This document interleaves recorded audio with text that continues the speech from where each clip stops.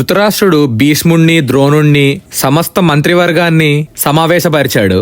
ధృతరాష్ట్రుడు కర్ణుడి ఆలోచనల్ని చాలా సున్నితంగా చెప్పి అందరి అభిప్రాయాలు అడిగాడు. భీష్ముడు ఏ విధమైన సందేహం లేకుండా తన అభిప్రాయాన్ని చెప్తూ ఇలా అన్నాడు: ధృతరాష్ట్ర, పాండవులతో వైరానికైనా యుద్ధానికైనా నేను ఎప్పుడూ ఒప్పుకోను. నాకు నువ్వెంతో, నీ కొడుకులెంతో, పాండవులు కూడా అంతే. ఈ రాజ్యం కురువంశీయులది, తాతలు తండ్రుల నుంచి వస్తున్నది. ఇది పాండవులకు చెందినది. దీని మీద నీకెంత అధికారం ఉందో, దుర్యోధనుడికి ఎంత అధికారం ఉందో, పాండపుత్రులకు కూడా అంతే అధికారం ఉంది. దుర్యోధన, నువ్వు రాజ్యాన్ని అధర్మంగా చేజెక్కించుకుందాం అనుకుంటున్నావు. పాండవుల మీద వైరంతో వాళ్ళ మీద చాలా పిచ్చి పిచ్చి ప్రయత్నాలు చేస్తున్నావు. మన అదృష్టం బాగుండి వాళ్ళు ఆ ఇంట్లో కాలిపోకుండా బయటపడ్డారు. దుర్యోధన, ఈ ఒక్క మాట జ్ఞాపకం ఉంచుకో. పాండవులు జీవించున్నంత కాలం వారి రాజ్యాన్ని నువ్వు కాదు కదా, సాక్షాత్ దేవేంద్రుడు దిగి వచ్చిన అపహరించలేడు. సో ఈ తప్పుడు ఆలోచనలు మానేయి. నువ్వు ధర్మంగా ప్రవర్తించాలనుకుంటే, ఈ లోకంలో క్షేమంగా ఉండాలనుకుంటే పాండవులకి అర్ధరాజ్యం ఇచ్చేయి అని అన్నాడు.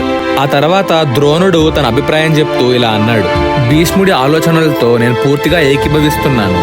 అనేక అమూల్యమైన బహుమతులు పంపి పాండవుల్ని స్వాగతించు. వాళ్ళు ఇక్కడికి వచ్చి నేను భక్తితో నమస్కరిస్తారు, నీ ఆజ్ఞ పాటిస్తారు. వారికి అర్ధరాజ్యం ఇచ్చి నీ గౌరవాన్ని నిలుపుకో. కురువంశం సుఖశాంతులతో ఉండేలాగా చెయ్యి అని అన్నాడు. అప్పుడు వెంటనే కర్ణుడు లేచి, మహారాజా, వీళ్ళిద్దరూ నీ వల్ల ధనం పొందుతున్నారు, గౌరవం పొందుతున్నారు, అయినా నీకు మేలు చేసే మాటలు చెప్పట్లేదు.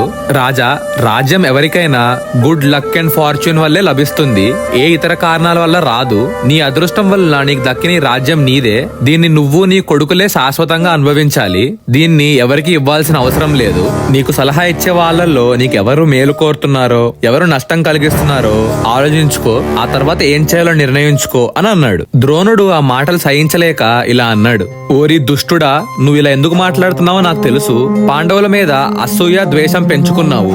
ఆ కుళ్ళులో కాలిపోతున్న నువ్వు దుర్యోధనుడిని అడ్డం పెట్టుకొని పాండవుల్ని చంపుదాం అనుకుంటున్నావు. అందుకే ఇలాంటి పాపిష్టి సలహా ఇస్తున్నావు.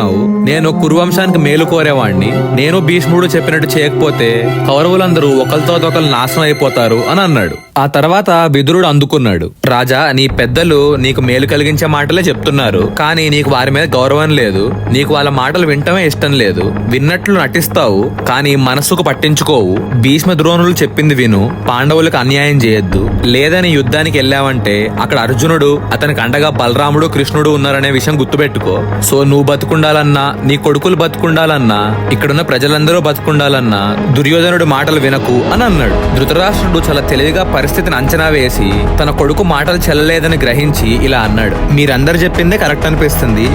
మనకి గొడవలెందుకు? విదురా, నువ్వు బహుమానాలన్నీ తీసుకెళ్లి పాండవులని హస్తినాపురానికి తీసుకురా అని అన్నాడు.